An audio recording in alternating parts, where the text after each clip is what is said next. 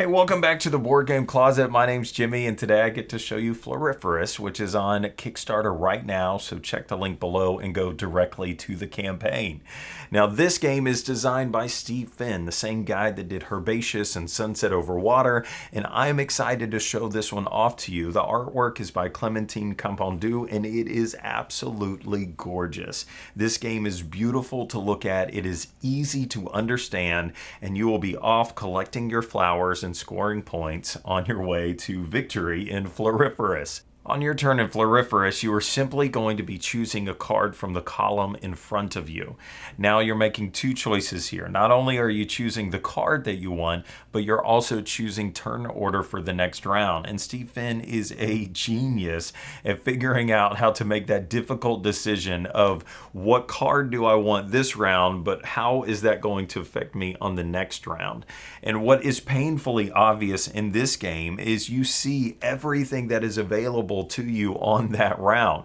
And this game is all about collecting and sets and building arrangements. So at the beginning of the day, you can already see all the flowers that are in front of you. So you already know where you want to be, because if you place yourself last on this round, you know somebody could potentially choose the card in front of you on the next. And that is such a difficult decision to make.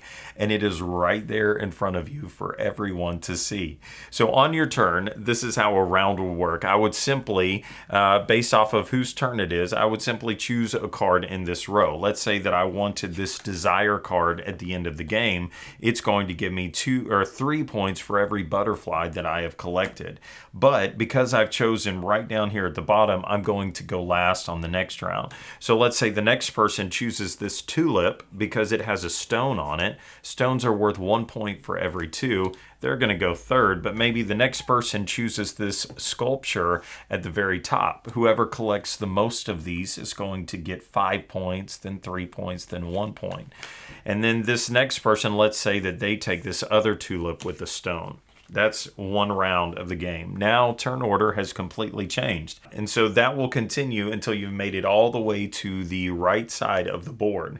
And then you reset all the cards out, and now we're going to make our way back through the garden this way, left. And then the final round will end to the right. Once you've done that, after 3 days, the game is over.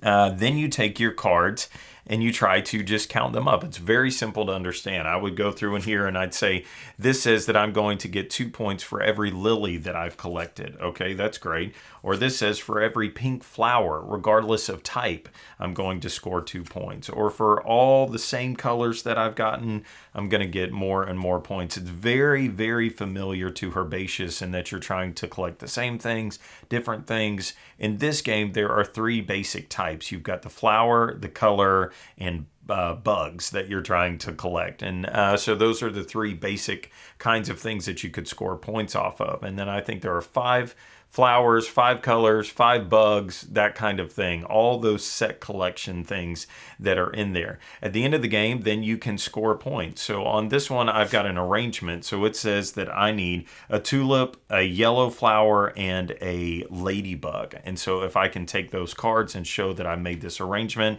I'm going to get 1, 3, or 5 points.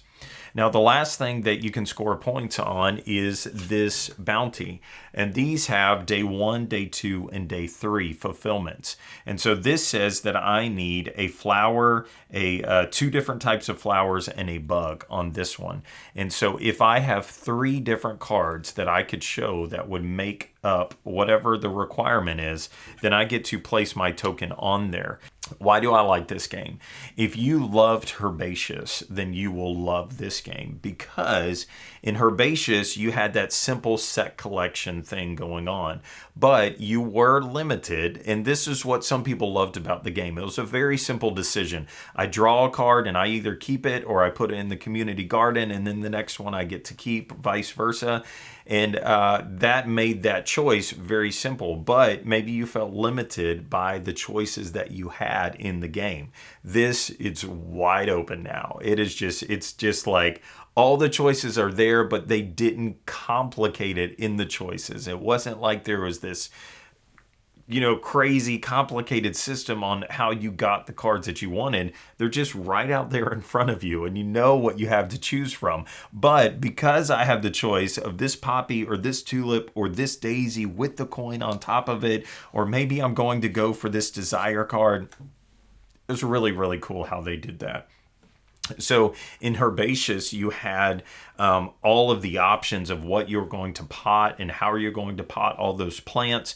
Well, in this game, you're only going to score points based off of what you have collected in the game. So not only does it change what you're going to score points off versus what I'm going to score points off of, but I also have to choose to collect that card even. And so it is fun because it is making me choose what I want to get and score points off of. And so every game that you're going to play, it's going to be different. So in other words, not every single game am I going to score points off of how many colors are the same. I might not even score points off of that. Or this game, I might not care about pink flowers. Who cares about pink flowers? I don't. Instead, I only care about butterflies on this round, or I only care about ladybugs. And so that is fun. And it is also painful because at the end of a round, or at the end of a day, after you've strolled through the garden leisurely, the garden is basically destroyed, and all of this